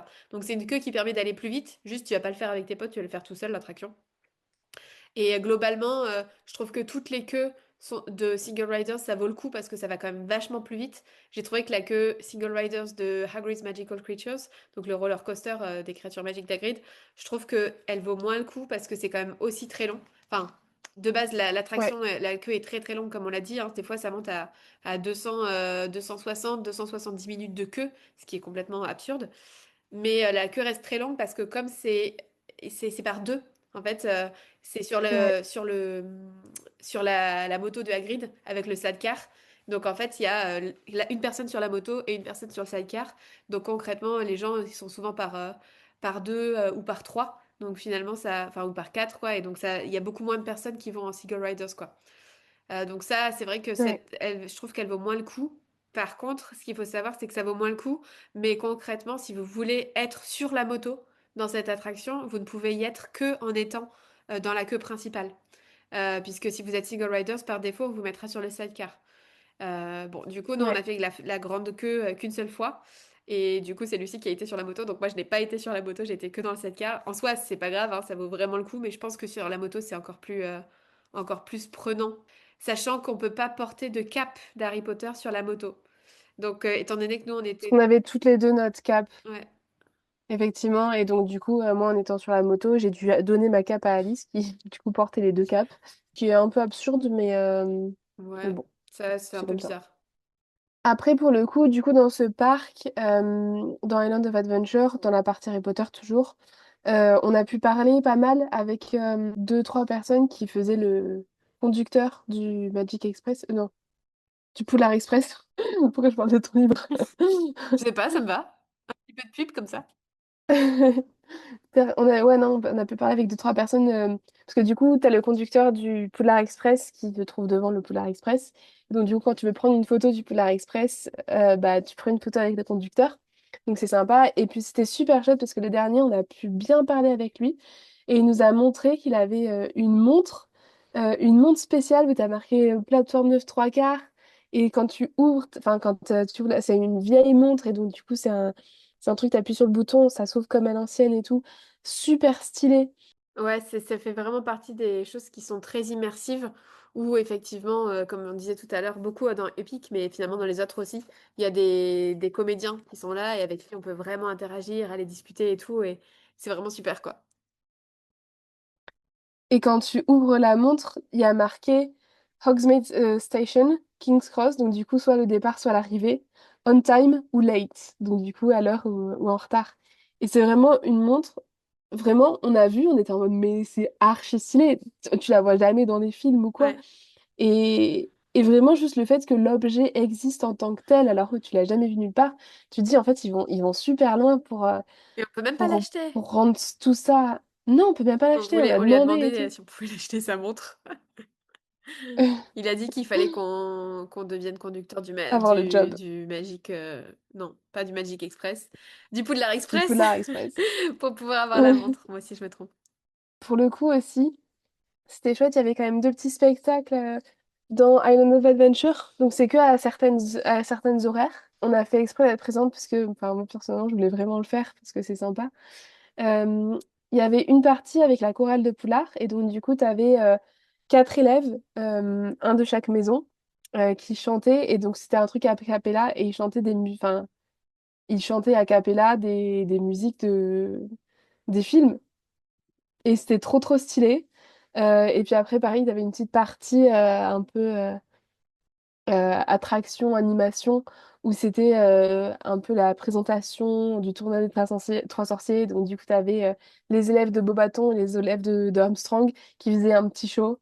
Donc du coup, tu as les filles de Beaubaton qui font des petits tournoiements de, de ruban dans l'air et tu as les mecs de Armstrong qui sont avec leurs bâtons en train de taper au sol, en train de faire des figures un peu acrobatiques et tout. Et ça, pour le coup, c'est un spectacle qu'il y avait déjà il y a 15 ans. Ouais.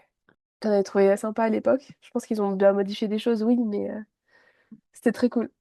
Ouais, globalement, c'est vrai que toutes les animations, en fait, on les a quasiment toutes faites, je pense, les animations dans les landes Harry Potter, et ça vaut vraiment le coup parce que je trouve Mm, que ça rajoute vraiment justement de l'interactivité, de l'immersion, en fait. de Euh, l'immersion, ouais. ouais. Il y a une attraction dont on n'a pas parlé aussi, qui est le Flight of the Hippogriff, où en gros, c'est une balade dans à dos d'hippogriffe. Bon, c'est pas extraordinaire comme attraction, c'est plus un truc pour le coup pour les enfants comme ça. Mais bon, il y a toujours. En fait, dans ce parc, c'est là qu'il y a les files d'attente les plus importantes, parce que c'est dans ce parc, je pense, qu'il y a le plus de monde aussi. Du coup, ouais, cette attraction, elle casse pas trois pattes à un canard, mais c'est sympa de la faire quand même parce qu'on y est quoi. C'est ça. Après, effectivement, moi, c'est mon avis aussi, c'est que c'est peut-être le meilleur parc de façon générale, parce qu'il est très grand aussi. Je me rappelle pas de tous les différents secteurs, mais il y a un secteur Marvel. Alors nous, on connaît pas bien Marvel, mais on a quand même juste passé une tête, histoire de faire le roller coaster de Hulk, où il y a eu un problème technique. Encore? Encore. On n'a pas pu faire la partie Jurassic Park parce qu'on n'avait pas assez de temps, mais on aurait voulu faire les roller coasters qu'il y avait là-bas. Il y a une partie aussi un peu plus pour les enfants. Il y a aussi une partie avec des attractions en lien avec l'eau. Alors là, on en a fait une, c'était On catastrophique. a fait oui, il y a toute une partie dessin animé et donc il y a une attraction avec en lien avec l'eau. Et Alice a eu la bonne idée de dire: «Oh, tu te rappelles quand on l'a fait il y a 15 ans, c'était super marrant, viens, on le fait.» Sauf qu'il y a 15 ans, Alice, qu'est-ce que c'était? Bah, on était en plein été, il faisait super chaud. Et là, on était quoi? On était le deuxième jour, il faisait pas si chaud que ça, on était en fin de journée. Résultat, on a été trempés jusqu'aux os et on était gelés pour la fin de la soirée. Voilà, donc ça a permis de faire un petit tour de Islands of Adventures. Donc let's go Lucie pour le dernier parc effectivement. Le dernier parc, du coup, Universal Orlando, c'est celui, du coup, où le train arrive jusqu'à King's Cross, enfin, part de King's Cross, mais on peut le faire dans les deux sens. Et c'est surtout là où il y a le chemin de traverse, Gringotts, etc. J'avoue que j'ai eu un gros coup de cœur aussi sur ce parc. Tout c'était génial, mais Bah en fait je pense que moi je j'ai... m'attendais à rien. Je ne savais pas du tout. Je me suis dit bon, le Ouais, chemin de traverse c'est bon, on l'a vu au studio, on sait ce que c'est cette rue principale et tout. Et je m'attendais pas à grand-chose. Et pareil que toi, j'ai eu aussi un gros coup de cœur de me dire ah ouais, il y a du level et c'est cool d'y arriver sans attente quoi. totalement. Et effectivement, bon, ça reste quand même grand, mais j'ai trouvé que quand même il était un peu plus accessible et plus facile de faire le tour parce qu'au final, ça reste une boucle. Là où, par exemple, Island of Adventure, quand tu veux aller d'un bout à l'autre du parc, quand tu veux aller au début de Préolard et jusqu'au château, en fait, c'est juste une ligne droite. Alors que vraiment, le chemin de traverse dans Universal Orlando, c'est vraiment une sorte de boucle. Et donc, du coup, c'est plus facile d'accéder, de faire le tour, quoi. Ouais. Franchement, très bonne surprise, ce parc, enfin, ce land Harry Potter. Moi, j'ai eu un très très gros coup de cœur pour l'allée des Embrumes. Allée des Embrumes qui est juste incroyable, qui est... enfin, les entrées sont dans des petits recoins un peu cachés.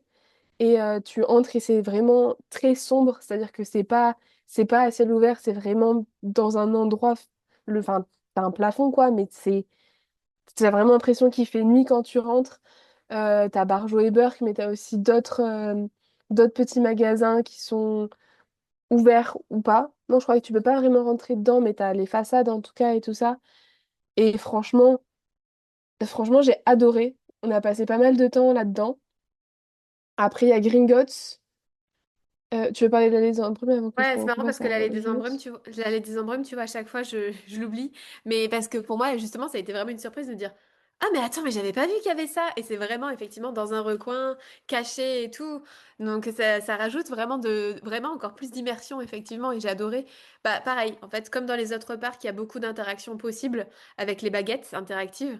Et typiquement, dans l'allée des embrumes, il y a un endroit où, en fait, on peut avoir un détraqueur, enfin, qui arrive sur nous et en fait on peut lancer un sortilège pour créer un patronus et le repousser. Enfin, c'est vraiment tout fait avec plein de détails, de magie noire. Enfin, c'est vraiment waouh quoi. Pareil, gros coup de cœur sur cette immersion-là. Ouais.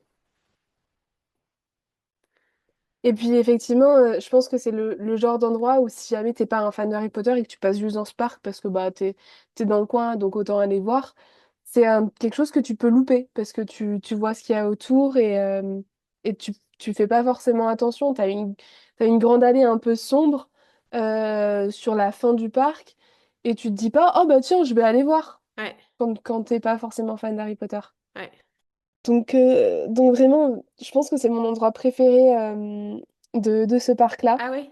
perso. Ah ouais. Après, il y a Gringotts. Ouais, mais franchement, Ouais, enfin, j'ai vraiment beaucoup aimé. Après, c'est pas l'endroit dans lequel je me sentirais le mieux pour rester, tu vois. oui. Après, voilà, par exemple, la boutique de Barjo et Burke, j'ai trouvé ça super sympa de pouvoir rentrer dedans. Et bon, déjà, bon, t'as du merch dedans, oui, tu peux prendre pareil, des habits ou t'as des accessoires ou des peluches ou des trucs du genre. Vraiment spécifique autour des forces du mal. T'as l'armoire à disparaître qui est stylée. Et puis après, dans les vitrines, bah, tu vois par exemple la main de la gloire. T'as le collier d'opale. T'as plein de petites choses comme ça, de petits détails et c'est trop stylé. Ouais, c'est ça qui est chouette, c'est que vraiment, et c'est le cas pour à chaque fois pour chaque magasin des landes Harry Potter des trois parcs, c'est vraiment qu'ils ont gardé le côté immersif du type de boutique. Donc la boutique de Magie Noire, c'est une boutique de Magie Noire. Honeydukes, c'était vraiment comme les décors de Honeydukes. Il y a une ménagerie magique sur le chemin de traverse, donc la fameuse ménagerie magique J'allais y venir, dans ouais. laquelle dans le 3 Ron va chercher son réconfortant pour Croutard et qu'Hermione achète son chat. Et en fait, il y a plein de peluches, il y a plein de créatures qu'on voit débordantes en fait de partout. Et ça, c'est hyper chouette aussi. Exactement ce que j'allais dire, c'est que j'ai trouvé très chouette justement tous les magasins qu'il y avait sur le chemin de traverse dans ce land-là. Parce que même s'il y en a qui sont fermés, c'est-à-dire que t'as, par exemple, je crois, le magasin, ça faisait pas trop de sens d'ailleurs, t'as le magasin de baguettes de Grigorvitch, mais t'as que l'extérieur. Tu peux pas rentrer dedans pour le coup. Mais dans la plupart des magasins, tu peux rentrer. T'as par exemple le magasin de couture de Madame Madame Guipure. Molkin. Madame Oui, Guipure, et pardon, je l'ai fait en anglais. ouais, c'est Madame Guipure Oui. en français. Et donc, du coup, tu peux rentrer et tu peux acheter soit un uniforme de Poudlard, soit tu peux acheter une robe à la couleur de ta maison, enfin une vraie robe, voilà, ce genre de choses. Et c'est très stylé. Et effectivement, t'as l'animalerie où c'est génial parce que t'as plein de doudous. T'as, t'as des hippogriffes, t'as des boursouflés, t'as des foopers, t'as des aragogues, t'as des Edwige, t'as tout ce que tu veux, c'est vraiment trop stylé. Ouais. Et pour le coup, même, tu vois, par exemple, Florian Fortarom, donc du coup, le vendeur de glace, il a sa boutique, et donc du coup, tu rentres, c'est un peu vide à l'intérieur, mais t'as des formules spéciales où du coup, tu peux prendre ta glace, et donc du coup, c'est un mélange de tel et tel parfum, machin. Et en vrai, c'est ça que j'aime beaucoup, c'est que du coup, t'es dans l'immersion quoi qu'il arrive. Et même si c'est pas forcément genre super chargé à l'intérieur, enfin, Fantarum, c'était quand même assez simple. Comme je disais pour le gobelet noir dans Epic, euh, bah, au final, c'est quand même, tu peux rentrer Mm. dedans et t'immerger. Ce qui m'a manqué un petit peu sur certains magasins de Epic où j'étais Mm. déçue de pas pouvoir rentrer. Mm. Ouais, ouais, je comprends. Après, donc du coup, pour faire le tour un peu des boutiques qu'il y a dans dans ce land, donc effectivement, il y a Madame Guipure, la boutique de vêtements. Il y a un magasin aussi de bonbons, encore. Il y a la boutique de Fred et Georges. Alors pour le coup, pour moi, ça a été vraiment ma Ouais, boutique préférée parce que c'est celle qu'on voit bah, voilà, dans les films et dans les livres et tout. Et puis là, on peut vraiment rentrer dedans, voir tout le merch spécifique en lien avec les jumeaux Weasley. Ça, j'ai trouvé ça génial. ouais. Il y a quoi? Il y a une... Il y a un escalier aussi. Pour le coup, on peut pas y accéder. Ouais, On peut pas accéder à l'étage, ouais, mais il y a l'escalier. Il y a le ombrage, la ombrage qui traverse et qui dit, En fait, je déteste les enfants. ouais. Il y a Ollivanders, encore comme on disait tout à l'heure. Il y a la ménagerie magique. Il Mm, y a aussi une boutique à la sortie de l'attraction de Gringotts. Alors, du coup, il y a une attraction dans ce land, c'est l'attraction Gringotts, qui est géniale aussi. Moi, j'ai beaucoup aimé. mm. On a eu, Lucie a eu la bonne idée de nous faire courir dès l'ouverture du parc. J'explique. Vas-y.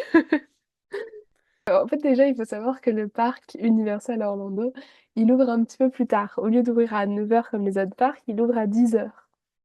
Et donc, du coup, on s'est dit, parce que ça, c'est quelque chose qu'on dira après, mais effectivement, on reviendra dessus par rapport à Starbucks. Mais bref, ce jour-là, on était un petit peu en retard, entre guillemets. On allait commencer à aller au niveau des parcs vers 9h30. Et on s'est dit, bon, bah, tant qu'à commencer à 9h30, autant faire ce parc-là qui ouvre à 10 heures et demain, on sera là plus tôt. Donc du coup, on est allé là-bas et en fait, c'est juste que le parc, il ouvre à 9 heures, tu peux scanner les billets, etc. Sauf qu'en fait, il tire Il y a des gens qui sont des gens du parc qui sont payés pour tenir une ficelle pendant 1 heure en disant non, tu ne peux pas traverser à partir de cet endroit. Donc du coup, tu fais la queue, Il y a un tas de touristes qui s'amassent. voilà. Et comme on disait tout à l'heure, Harry Potter, il est vraiment à l'autre bout du parc. Et donc, du coup, comme effectivement, j'avais considéré que quand on était allé à Epic et qu'on avait passé presque 2 heures, enfin, au final plus de 2 heures, dans la queue à l'ouverture du parc, je me suis dit, là, on se fait pas avoir, Alice, on court jusqu'au parc, et comme ça, on sera les premières arrivées à Gringotts. C'était une bonne idée en soi. Hein. C'était sans prendre en compte que du coup déjà il pleuvait un petit peu. J'avais pas du tout bu mon café donc du coup il s'est renversé partout sur ma main. Tout va bien, j'en avais partout. Et sans considérer que aussi Alice n'a pas l'habitude de courir et qui du coup bah, elle est arrivée un petit peu KO devant l'attraction en me disant Lucie je te déteste plus jamais. Et puis c'est là du coup on s'est rendu compte aussi parce que c'était pas le cas à Epic. Mais c'est là où on s'est rendu compte qu'il y avait des casiers et on a un peu galéré. Au final, on était quand même parmi les premières dans la queue. On n'a pas du tout attendu et donc du coup on l'a refait plus tard pour vraiment passer à travers les décors parce que c'est pareil, c'est très sympa les décors à l'intérieur de Ouais, en fait, Gringotts. si tu te balades, tu arrives vraiment dans le hall de Gringotts par la porte, et ensuite tu descends dans les couloirs, donc tu vois les couloirs des gobelins, etc. Tu descends jusqu'au fort, jusqu'au coffre, pardon, coffre-fort, je vais y arriver. Enfin, vraiment, c'est hyper immersif aussi. Tu rencontres Bill, Weasley et Gripsec. Enfin, c'est vraiment super. Mm, Ouais, mais du coup Alice m'a détestée pour ça. un petit peu. On va pas se mentir. En tout cas, ouais, c'est une super attraction. Donc là, on est vraiment dans un chariot de Gringotts et on descend dans les profondeurs. Et puis, bah, il se trouve que il y a des. En fait, pour replacer, ça se passe pendant la septième année. Et donc, du coup, il y a Bill qui nous emmène dans les profondeurs de Gringotts. Sauf que le problème, c'est qu'il y a Bellatrix et Voldemort qui ont capté qu'il y avait un intrus. Et il y a Harry, Ron et Hermione qui sont en train d'essayer de voler la chambre de Bellatrix. Donc, du coup, il y a toute une course-poursuite au sein de Gringotts et c'est vraiment, vraiment très sympa aussi. Ouais, c'est une très bonne attraction. C'est pas considéré comme un roller coaster, mais il y a quand même un peu des sortes de petits hauts bas qui sont assez sympas. Ouais. Ouais, donc ça c'est par rapport à l'attraction. Alors pareil, un truc qu'on a découvert parce qu'on a voulu la refaire le soir. En fait, le parc ferme à 21 h et on s'est dit en arrivant 10 minutes avant, laisse tomber, on va jamais pouvoir faire l'attraction. Et en fait, on a demandé au personnel qui nous a dit à partir du moment où vous êtes dans la queue avant 21 h, c'est bon.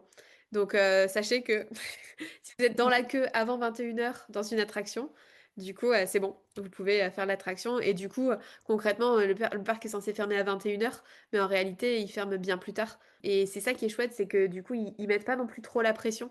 C'est-à-dire qu'ils vont fermer petit à petit des secteurs, Ouais. mais ils mettent pas trop la pression. Donc le soir, tu as vraiment le temps de faire des photos avec moins de monde. Alors certes, c'est des photos de nuit, mais ça permet de profiter complètement différemment du lieu aussi qu'en journée, je trouve. Et pour le coup, c'est vrai qu'on a beaucoup apprécié pouvoir voir les deux parcs, enfin les trois, mais surtout Island of Adventure et Universal Orlando, les voir de nuit et voir avoir des photos de Gringotts de nuit Ouais, et des photos du château de nuit. Enfin, vraiment, ça a aussi un autre côté magique qui est tout aussi incroyable. Et franchement, on a adoré ça. carrément. Après, pour revenir sur le chemin de traverse et sur ce qu'il y a dedans, donc il y a deux endroits dans lesquels on peut se substanter. Il y a le chaudron baveur, évidemment. Donc on peut manger au chaudron baveur, c'est vraiment le restaurant du Land. Et puis il y a, je sais plus comment ça s'appelle, mais en gros il y a un comptoir pareil pour pouvoir avoir des boissons. Un peu comme ce qu'il peut y avoir dans les deux autres, où à chaque fois il y a un comptoir à boissons. Et puis le reste, enfin voilà, il y a un endroit resto et un comptoir à boissons, quoi.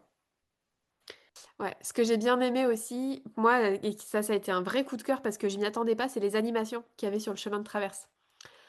Sur le chemin de traverse, il y a deux animations récurrentes. Donc il y a le conte des trois frères. Alors on y allait en se disant, bon, on va bien voir ce que ça donne et tout. Et en fait, j'ai beaucoup aimé l'animation, de la manière dont c'était proposé. C'était très suggéré, avec un peu des marionnettes par plusieurs comédiens, avec des accessoires aussi qui s'utilisent pour...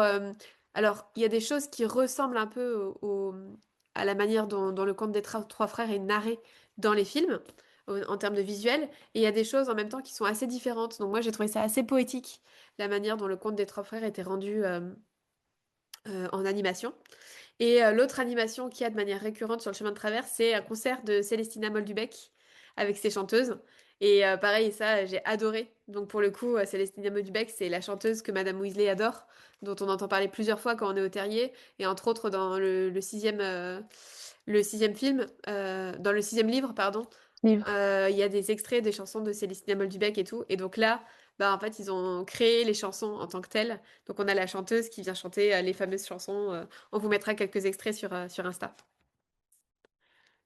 Ouais. Et c'est vrai que pareil, moi je m'attendais à rien du tout pour les deux.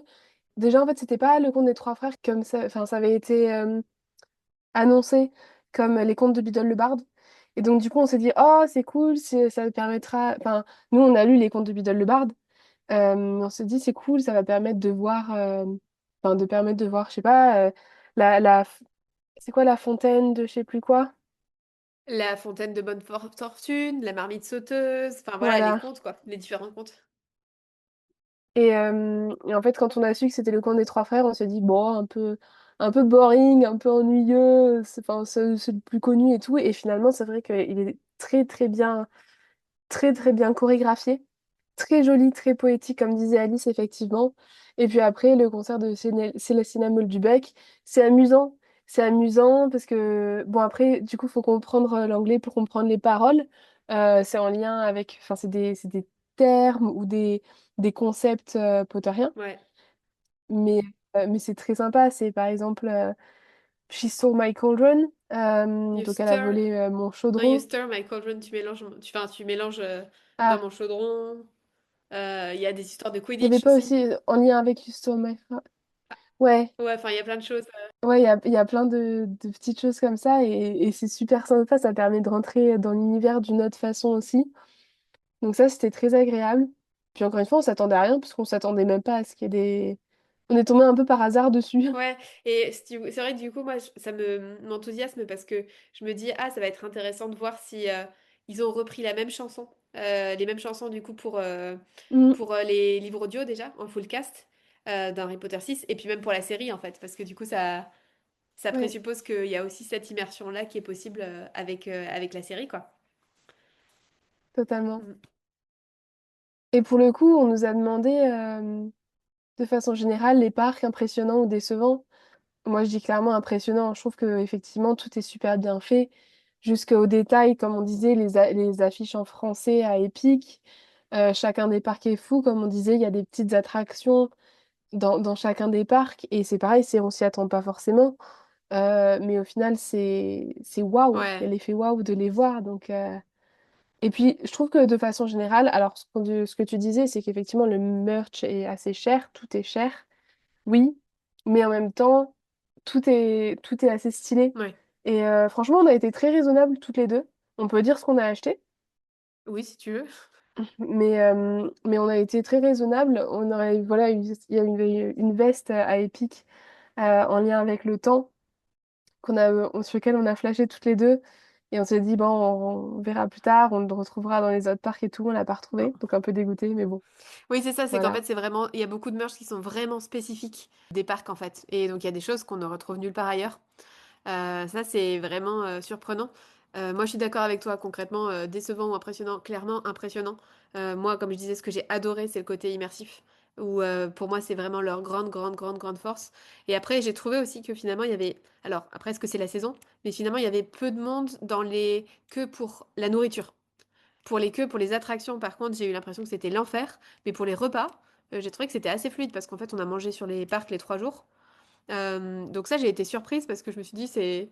Oui, alors après, par exemple, sur le parc de Epic, donc c'était le premier jour, c'était le jour où il faisait super beau, super chaud. On a mangé à 15 heures. Oui, c'est vrai. Donc aussi, on était très décalés. Et après, sur les deux autres parcs, je crois qu'on a mangé à midi. On s'est dit, oh là là, à midi pile, c'est vraiment le pire timing. Mais au final, je pense qu'effectivement, le lundi, ça allait, puisque c'était un lundi. Le dimanche, c'était quand on était, du coup, je crois, aux Trois-Vallées. Ouais, ouais, Mais ça allait, franchement, il n'y avait pas trop de queue. ouais. Ouais, donc voilà, donc ça, vraiment génial. Après, moi, comme je dis, ce que j'ai moins aimé, c'est le côté les files d'attente interminables sur certaines attractions. Et puis les Mm. prix. Donc c'est ouais, c'est vrai que le côté, il n'y a pas beaucoup d'attractions dans les landes Harry Potter, donc forcément, elles sont très prises d'assaut. Mais vraiment, sur le côté immersif, c'est hyper, hyper, hyper impressionnant. Ouais. Dans les questions, il y avait aussi, donc j'ai acheté un bonnet boursouflé dans une des boutiques. Alors, cadeau pour ceux qui sont là en vidéo. Attention, hop, tada! Pour rappel, du coup, le boursouflé, c'est un animal magique, une créature magique, et c'est la créature qu'on voit notamment dans Harry Potter 6 qui est sur l'épaule de Luna. De Ginny. Voilà. Euh, de Ginny, pardon, ce que je veux dire, au moment où Luna apporte le Quibbler, le chicaneur. Voilà, donc c'est difficile de mettre des écouteurs avec, mais il est tout doux, il est énorme. Et étant donné qu'après on s'est fait un énorme choc Il thermique est rose. avec New York, je me suis dit que c'était une bonne idée d'avoir un bonnet. Donc il est vendu dans Universal Studios, donc dans le chemin de traverse, dans deux boutiques, qui est dans la ménagerie magique et dans la boutique de Fred et George. Du coup, niveau achat, moi j'ai aussi acheté la clé du coffre de Gringotts en collier. Pareil, dans le chemin de traverse. Chemin de traverse à la boutique de Gringotts. Mm. Et je crois que c'est tout. Je crois que c'est tout, ouais. Ouais.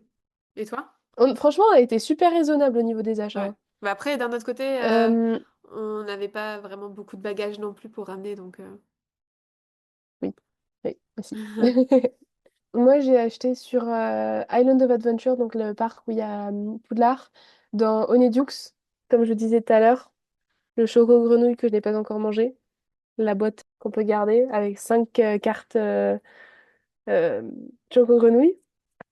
Et après, dans la boutique de la ménagerie magique, j'ai craqué pour une peluche. Il faut savoir que je suis une grande fan de peluches.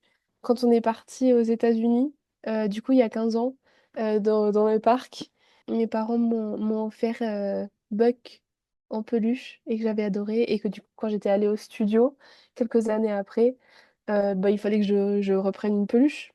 Non, c'était pas quelques années après, c'était pour mes 18 ans, donc c'était longtemps après. Mais j'étais obligée de prendre une peluche, donc du coup j'avais pris Fume Sec.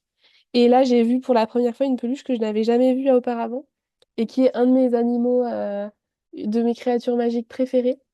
Faut avoir lu Les Animaux Fantastiques, le livre de Norbert Dragono pour la connaître, mais c'est le Flooper. Elle est trop mignonne. Bon, elle est rose, rose pétante, Bah, mon mais elle bonnet, est il est trop aussi rose mignonne. pétant, hein. On a acheté vraiment des trucs rose pétant, quoi. Oui. Toulou. Mais du coup, pour expliquer rapidement le Flooper à celles et ceux qui ne le connaissent pas, c'est un oiseau africain qui a des couleurs, des plumes de couleurs pétantes. Donc il y en a des oranges, roses, euh, vert flashy un peu et jaune. Donc là, il y avait que le rose de proposé.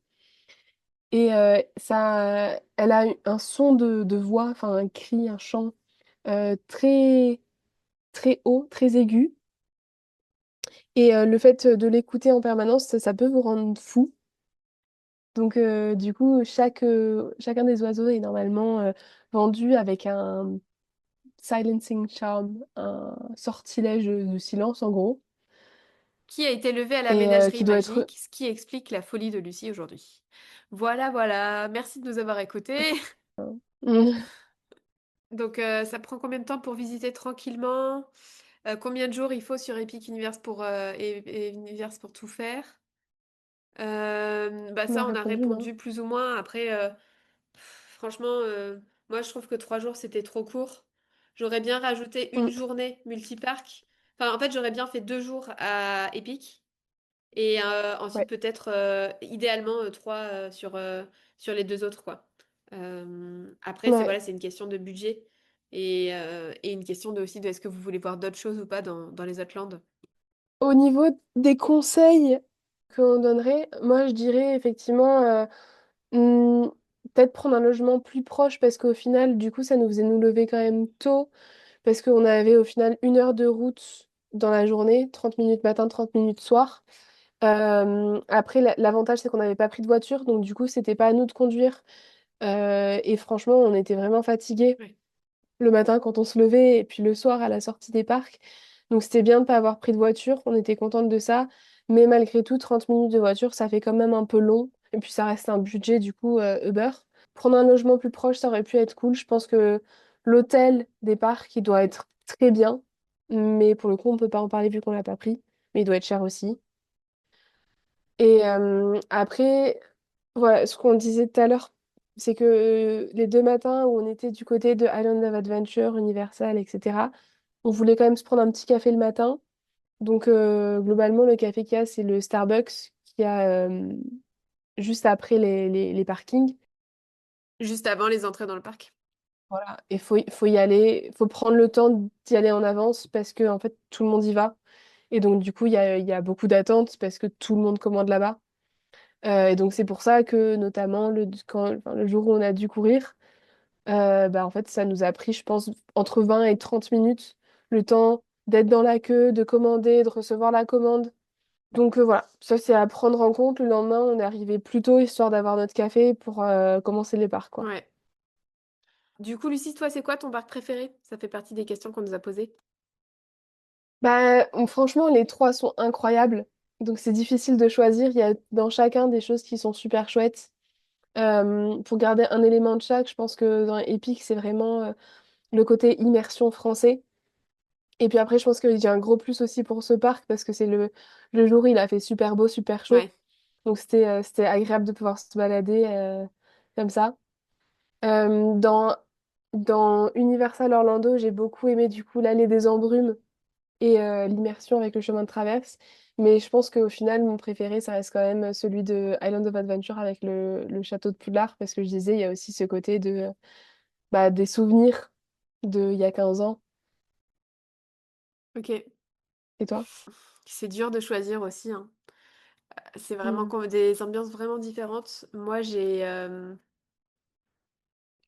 trouve qu'il y avait un peu moins de choses à faire au chemin de traverse, dans le sens où il y a beaucoup, beaucoup de boutiques pour le Mm. coup. Du coup, j'aurais tendance à dire plutôt un des deux autres. Et après, En fait, l'effet waouh, il est là partout. En fait, l'effet incroyable. Moi, je me Mm. souviens, il y a 15 ans, j'ai vraiment eu les frissons en voyant Préolard et Poudlard comme ça, en vrai, en pleurer, quoi. Je pense que le fait que je l'avais déjà vu, il y avait un côté plus, je suis revenue à la maison, c'est chill. Par contre, il y a vraiment eu un effet hyper, hyper surprise, très, très positive sur l'immersion française. Donc moi, je dirais épique, mais vraiment pour cet effet-là, mais sinon, c'est dur de choisir, ouais. Ouais. Ouais. Il y a une question, je voulais avoir ton avis, parce que nous, on a décidé de pas prendre les coupes-fils, parce que ça Oui. rajoutait du budget en plus.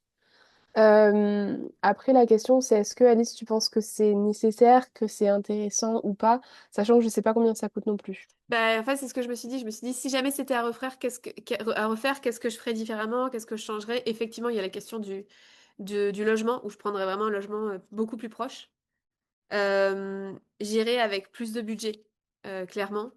Et du coup, à la fois pour avoir un budget cadeau, mais je pense aussi pour le côté coupe-fil, parce que, bon, effectivement, ça demande d'acheter le pass express et tout.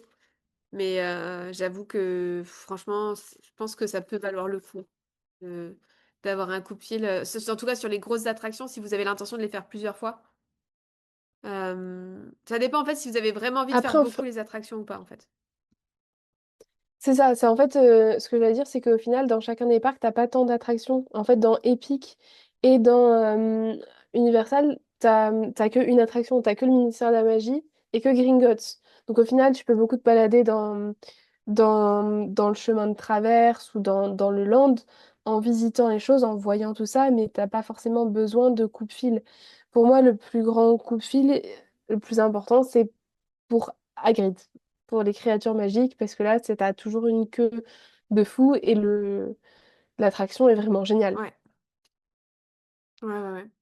Et après, l'autre Donc après, je sais chose... pas non plus comment ça marche. Est-ce que c'est par journée? Est-ce que c'est par parc? Je sais pas comment ça marche, mais en fonction de ça, en fonction de combien de fois vous voulez refaire l'attraction, est-ce que c'est juste pour la découvrir, pour la faire une fois et ensuite se balader, ça vaut pas Ouais, forcément le coup? Je sais pas. ouais, ça, je suis d'accord avec toi. Donc pareil, à voir. Par contre, en revanche, moi, ce que je ferais, c'est que je vérifierais s'il y a des maintenances de certaines attractions les jours où je veux y aller, parce que franchement, j'ai été tellement frustrée de pas pouvoir faire Ouais, le Poudlard Express, quoi. ouais, on était vraiment dégoûtés pour le coup. Ouais. Ben, en fait, on pensait faire un épisode pour faire notre séjour aux États-Unis, et en fait, vous savez quoi? On va s'arrêter là pour cet épisode. Ça fait déjà beaucoup de choses qu'on a partagées. C'est déjà bien intense. Donc, on va se retrouver pour un nouvel épisode pour la suite, c'est-à-dire pour le New York version sorcier et tout ce qui s'est passé autour du Cursed Child, notre rencontre avec Tom Felton dans un autre épisode. Euh, Ouais, Hâte de vous partager tout ça aussi. ouais, carrément. Bah, merci en tout cas, Lucie, c'est vraiment super chouette de pouvoir avoir fait ce débrief de voyage ensemble. Et, Un petit peu tard, mais mieux vaut tard que jamais. Et avec joie aussi d'échanger avec vous. Bah, notre moyen de communication, de toute manière, c'est Instagram, hein. Mais si jamais vous y êtes allé, si jamais vous avez des retours à nous faire par rapport à ce qu'on a partagé, par rapport à ce que vous avez aimé, ce que vous avez moins aimé, si vous avez d'autres choses ouais, à partager, avec joie d'échanger avec vous à propos de tout ça. Ouais, totalement. Merci beaucoup, Lucie. On se retrouve pour la suite tout bientôt. Mm, ouais, carrément.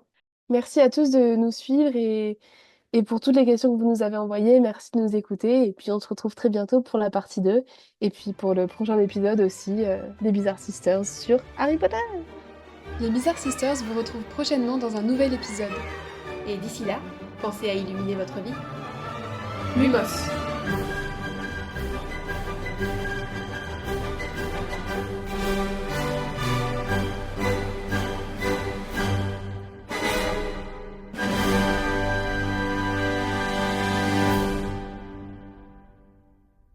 Enchantement accompli.